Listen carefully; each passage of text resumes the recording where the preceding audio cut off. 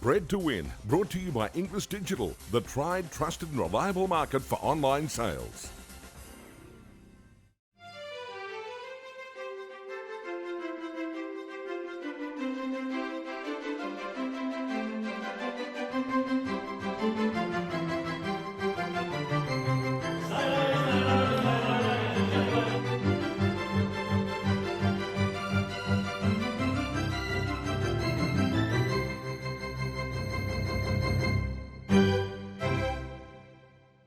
Hello, I'm Caroline Cecelia. Welcome to another huge edition of Bred to Win, coming to you from the Inglis Riverside Complex on the eve of the 2021 Ready to Race sale.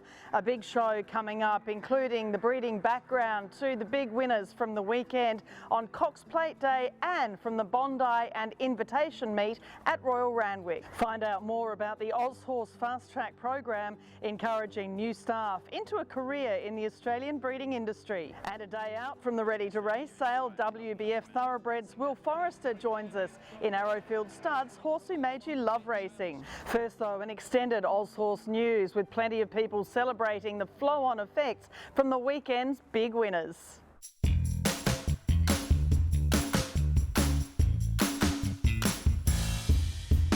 Friday saw the final breeze-ups for tomorrow's Inglis Ready to Race sale, with Blake Ryan preparing the first and third fastest times of the morning at Warwick Farm in Sydney. Lot 155, a colt by Epaulet from Dilemmas, who last week featured as a 2020 match on G1 Goldmine, recorded a time of 10.61 seconds. He's a half-brother to Godolphin Sandown Guineas winner Morton's Fork.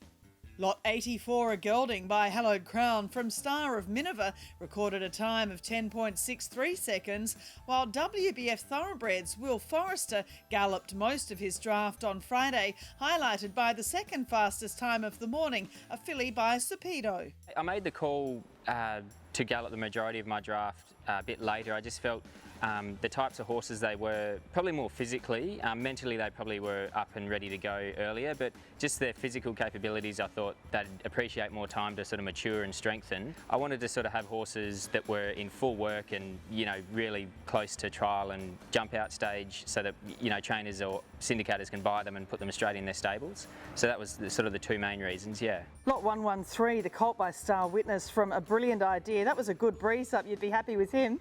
Yeah, very happy.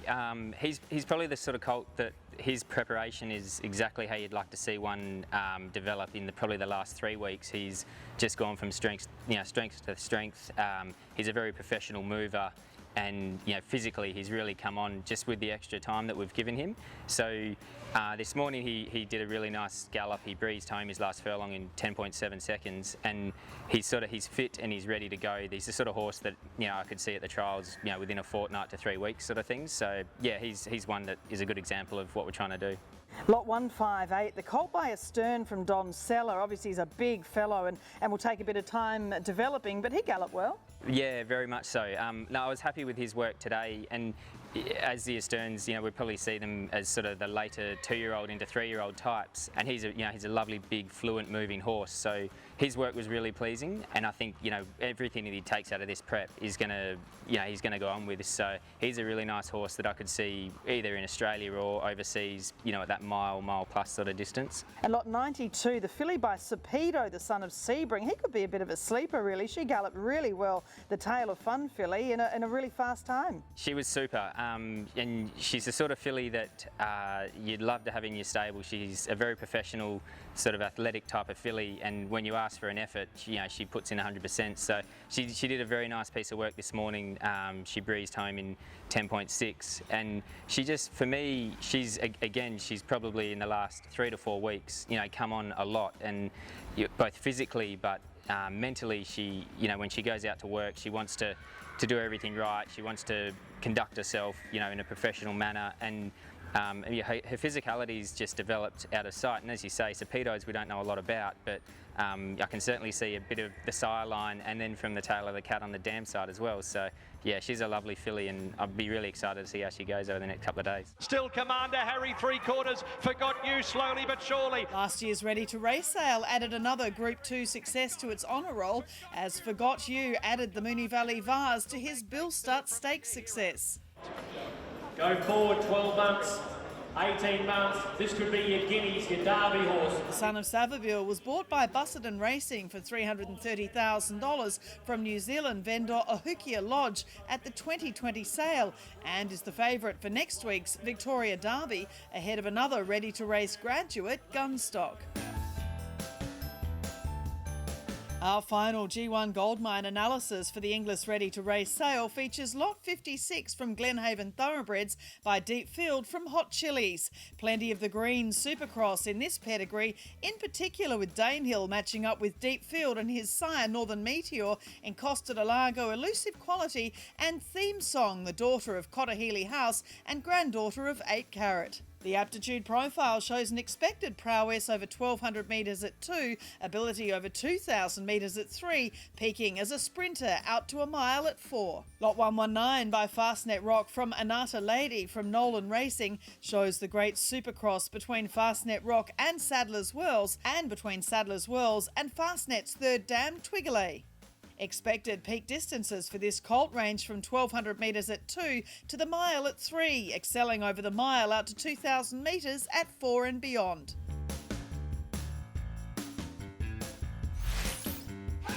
Then came Jamea, Joyous Legend the outside, Yearning getting a late split. In other English news, Joyous Legend, a daughter of Snitzel and champion mare More Joyous, was another $1 million mare to sell through the Inglis digital platform. The Percy Sykes place getter offered by Bon Ho was bought for $1,025,000 by Rosemont Stud.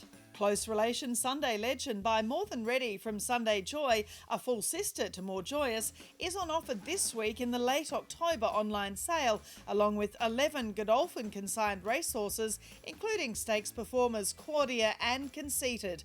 Final bidding begins at midday on Wednesday, October 27. State of Preston, Nick Annabelle. To racing, and the Australasian Weight for Age Championship for 2021 was won again by an international visitor in State of Rest, albeit by Australia's own son of Schwazir, Star Spangled Banner. Joseph O'Brien's 4-year-old was the second European-trained winner of the Cox Plate after his father Aidan prepared Adelaide to win 7 years ago, and he had to withstand a long protest hearing after bumping Godolphin's Caulfield Guineas winner Animo in the final stages.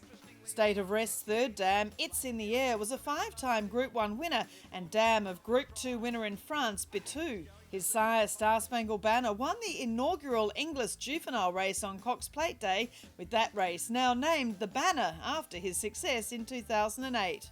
The 4-time Group 1 winner of the Golden Jubilee and July Cup in the UK, Star Spangled Banner started his career at Coolmore Stud and is now domiciled at Rosemont Stud in Victoria, where last year his fertility was at a solid 77%.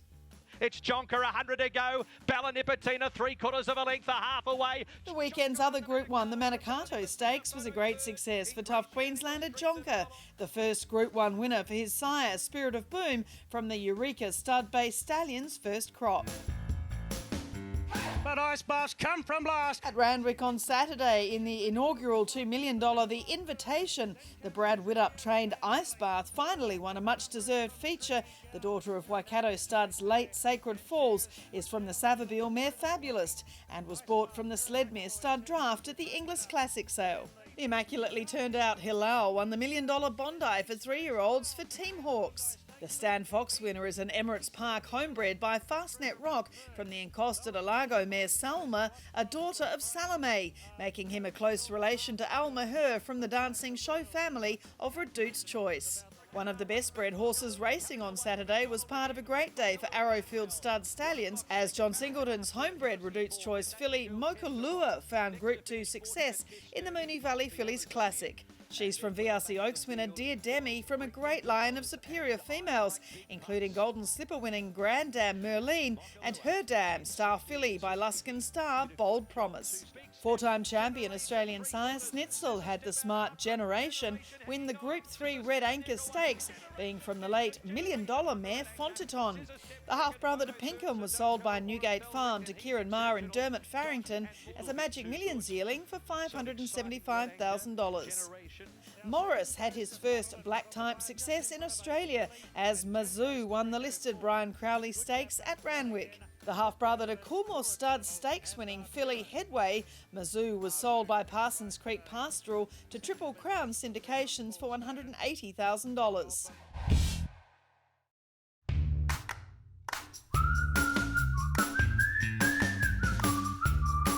Cecelia has a strong kick on the inside of Lady Harlem. The Arrowfield stud sire's success continues into our Inglis Performance of the Week, with Shalar siring Cecelia to win the $400,000 Inglis banner at his first start.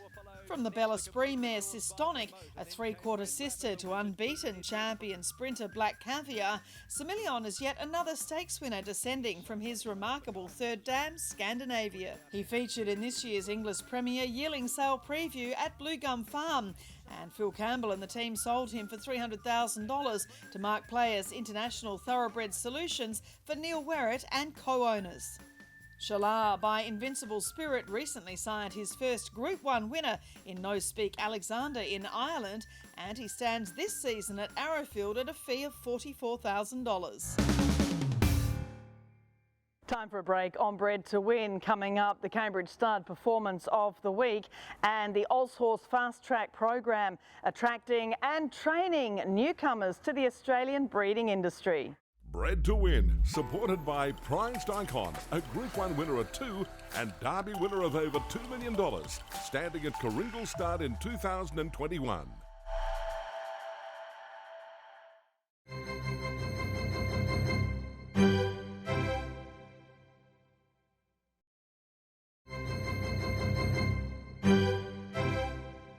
This segment brought to you by Arrowfield Stud, the brand worth its weight in gold.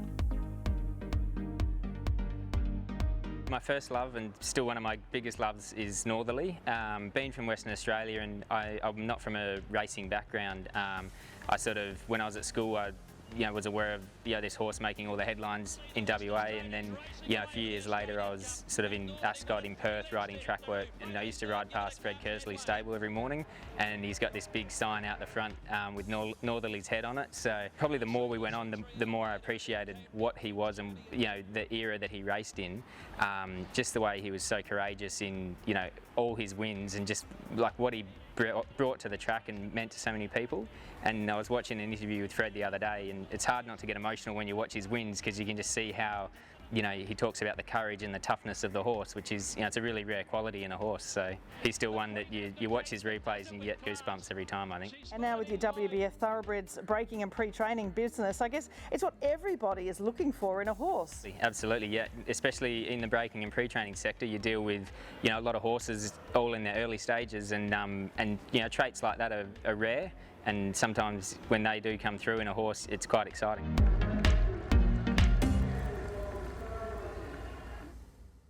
Northerly, such an influential star of the past, and another great from Western Australia. That's it for this week on Bred to Win. Don't miss next week's show, as we have a full wrap of the Inglis Ready to Race sale from here at the Riverside Complex at Warwick Farm in Sydney. Also, Derby Day from Flemington and the $7.5 million Golden Eagle from Rose Hill, plus much more. I'm Caroline Cecelia. I look forward to seeing you then.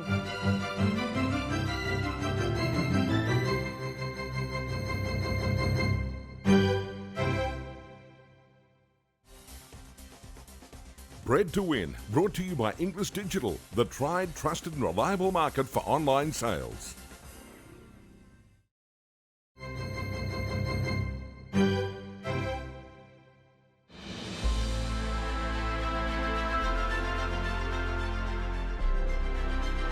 Trolley Rose just in front of Dr. Drill. Yet again, it's the late great international sire Tavistock who features with more stakes winners this past week, including dominating the features on Geelong Cup Day on Wednesday. Trolley Rose was successful in the feature lead-up to the Melbourne Cup, again from the great Tavistock Zabeel Cross, with her dam a place-getter in the New Zealand St Leger, and from the great Circus Ring family of Serenade Rose and Trekking.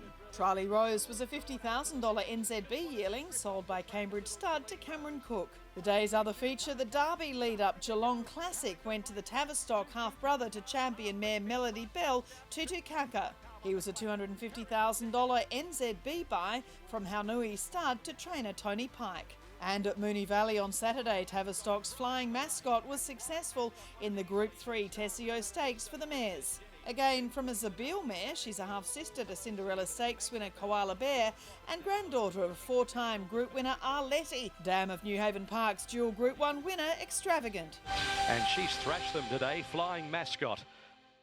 While many in the Australian racing and breeding industry lament the lack of decent staff, Thoroughbred Breeders Australia's Fast Track program has been recruiting and training young Australians for the past 4 years for a career in the breeding industry.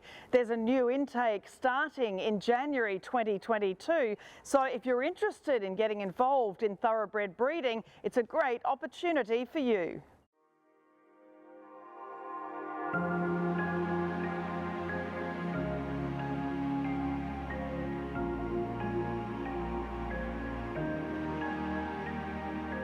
Fast Track came about by chatting with a lot of the breeders in the industry, and the feedback we were getting was that staff was just becoming an increasing issue. I don't think that's a secret to anyone in industry these days. You know, as the industry body, we really felt it was important to sort of take the lead and really try and do something that could help out these farms.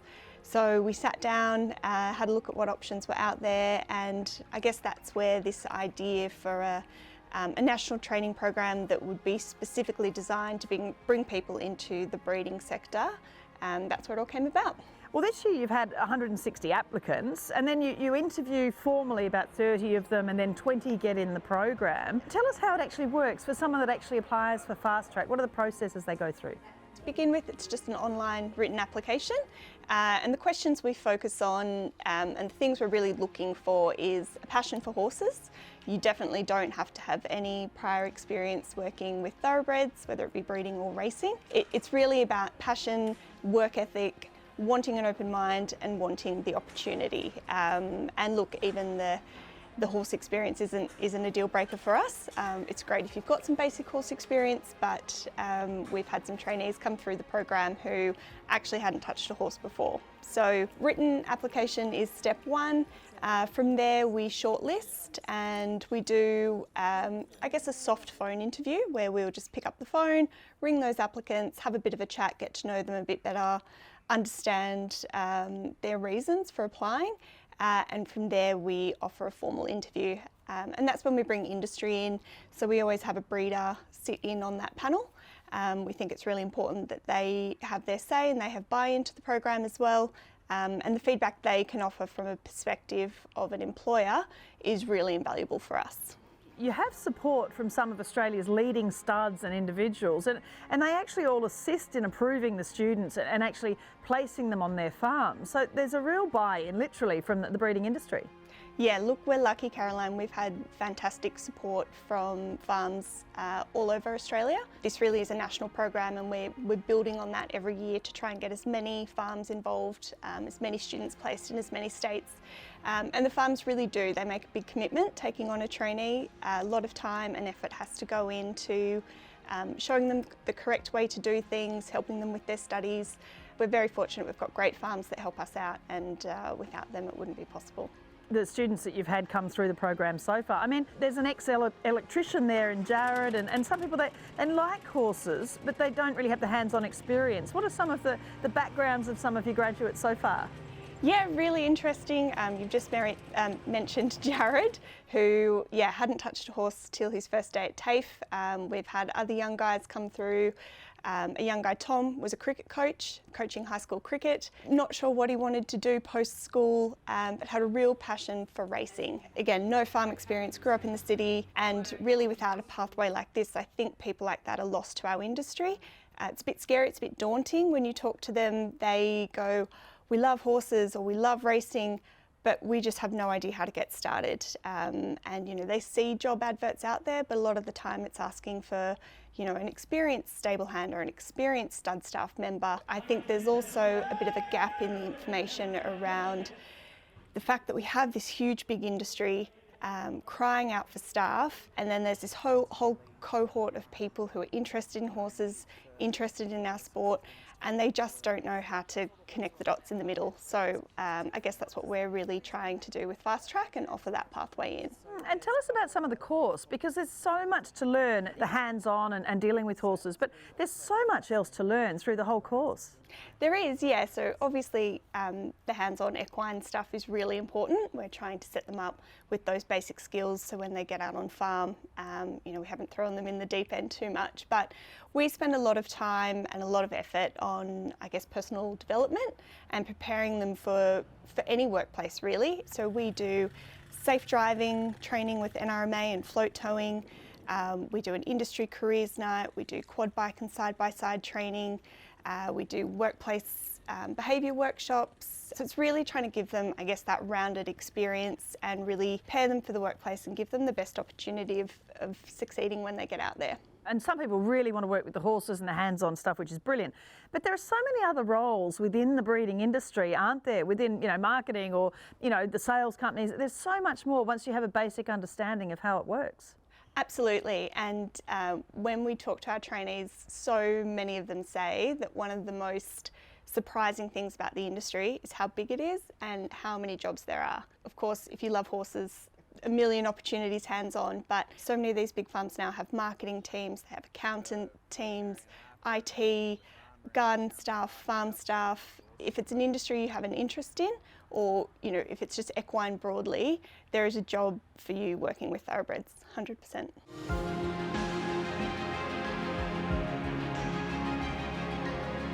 I had some shares in some racehorses and yeah, I was a sparky. I had a bit of success with one of my horses and that just, you know, excelled my interest in horse racing. So I saw the program and I thought, you know, that's something I'd love to do. I'd love to get, you know, behind the scenes of racehorses. Applied for it and now I'm here. There's a lot more to horses than what I thought. You know, they're a lovely animal. I really like, you know, just being around them. They're such a, you know, timid creature. I just, yeah, really enjoyed being around horses and also, you know, learning the background of horse racing, which is my passion. So, yeah, I've really enjoyed just, you know, looking after them and caring for them. You know, I love to learn about the bloodstock side of things eventually. So, yeah, there's a lot of opportunity in the industry and I guess this is just, you know, a stepping stone into it, which is good. And you're so hands-on too. I mean, I know the stories, obviously, as a Godolphin Stud and Stable Staff Award winner in the admin and ancillary services area, that you actually put your heart and soul into it too. I mean, these people coming into this, you look after them like a mother really, and it's such an important part, isn't it, the relationships that people develop through doing a course like Fast Track. I guess it's a bit of a labour of love. I feel a big commitment to the industry and the farms that take part in the program. You know, it's really trying to find those right people to come in who will hopefully go on to become really valuable staff members. But equally, you know, it's a big responsibility, I think, to the trainees. They sort of take a bit of a leap of faith to come and test out the thoroughbred industry. So we really try to offer them as much support as possible and do everything we can, I guess, to, you know, make sure everyone's expectations line up, everyone has the best experience possible, farm and trainee. I guess I get called their TAFE mum from time to time. We spend a lot of time trying to build a sense of camaraderie between the group as well, because I think that's really, really important. We all know that when they get out on farm, there'll be a few tough days. And I think if they've got that support network behind them, they've got some mates, I think it really sets them up for success in the long term. And it is a national, formally recognised qualification that they do get through Fast Track. Yes, so they study a Certificate 3 in horse breeding, which is nationally recognised, and we're really fortunate because there's only 2 RTOs in all of Australia that have this qualification up on scope. One predominantly teaches online, which isn't ideal for preparing people to be out there working with horses, especially if it's someone with minimal horse experience. It's 12 months, a normal traineeship would take 2 years, but we've sort of condensed this down into a nice manageable package for people. They've had full-time paid employment on their resume and walk away with a formal qualification. It is a great opportunity for anyone who's ever thought about working with thoroughbreds or is just looking for a career with horses in general. I think that's one of the main things that, you know, drew me to it. You get a qualification at the end, so I'm not just, you know, here getting experience and then at the end I have nothing. At the end of it I can, you know, decide what I want to do after that, which is, yeah, one of the main drawing points for it.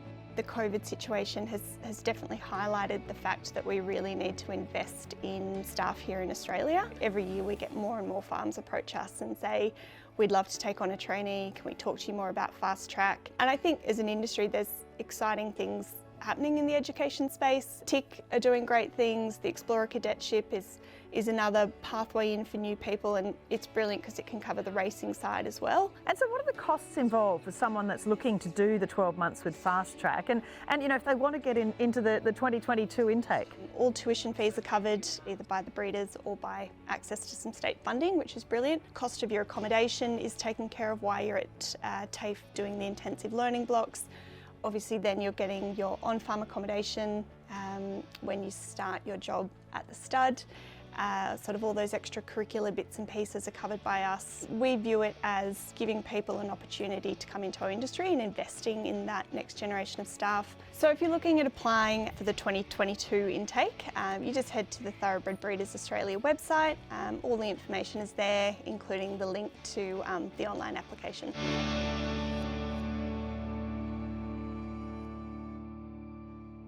A great pathway into so many different careers in the breeding industry, and you can apply for the next Fast Track program in January, with the course starting from May 2022.